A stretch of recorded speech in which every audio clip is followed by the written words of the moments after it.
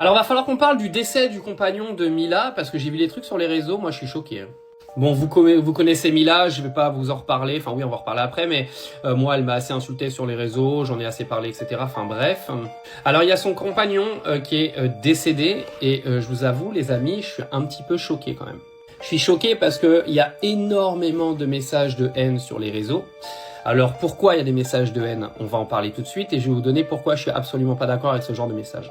Premièrement, ça c'était un tweet de Mila au moment où Naël était décédé. Je m'excuse pour cette blague de mauvais goût, c'était vachement problématique. Bon, une dernière pour la route, elle mort jeune.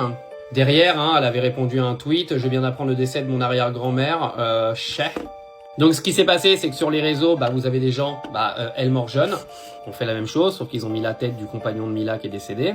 Et s'en est suivi des messages de haine de partout, bien fait pour sa gueule, blabla. Les gars, soyez plus intelligents qu'elle en fait. C'est-à-dire que elle est islamophobe au possible, elle se fout de la gueule des morts et tout. D'accord, mais on le dénonce, tu vois. Moi, j'en parle tout le temps sur ma chaîne. Dénoncez, mais ne vous comportez pas comme elle, en fait. C'est-à-dire que ce que vous lui reprochez à elle, vous êtes en train de le faire. D'accord ? De toute façon, il faut toujours s'attendre dans la vie, quand tu fais de la merde, quand tu souhaites des mauvaises choses, tu sais très bien que ça va te retomber dessus un jour. Mais vous n'avez pas besoin, vous, en tant que personne, de venir... je vous demande pas d'aller la plaindre. Vous faites ce que vous voulez. Mais venez pas sur les réseaux dire ouais, bien fait pour sa gueule. Non, arrêtez. C'est la mort de quelqu'un. On peut pas en fait jouer sur la mort de quelqu'un pour se réjouir. Bon, bien sûr, il y en a certains, oui, comme un certain premier ministre d'un certain pays, tu vois. Mais d'autres non. D'accord ?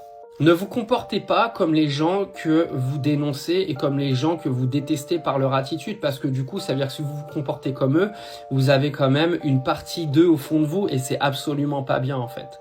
En plus, je pense que quand tu souhaites le malheur des gens, malheureusement, ou la mort des gens et que tu la fêtes, etc., malheureusement, les 3/4 du temps, le karma, il te retombe dessus derrière, tu vois.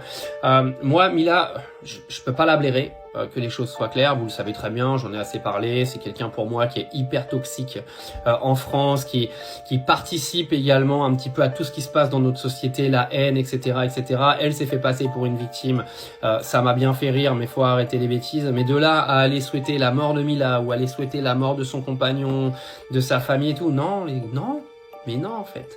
C'est-à-dire que moi, si les choses étaient normales, on aurait une justice qui empêcherait Mila d'être islamophobe. Elle aurait été sanctionnée par la justice, elle serait peut-être même en prison, etc. Mais jamais de la vie, je vais aller souhaiter la mort de sa famille, sa mort à elle et tout. Arrêtez, mais vous êtes pas bien. Parce que le problème, c'est comme je vous l'ai dit encore une fois, si vous faites ça, vous vous comportez comme elle. Et les gens qui se comportent comme elle, je suis désolé, vous valez pas mieux qu'elle. Laissez-la dans son deuil, d'accord ? Elle fait ce qu'elle veut, et juste...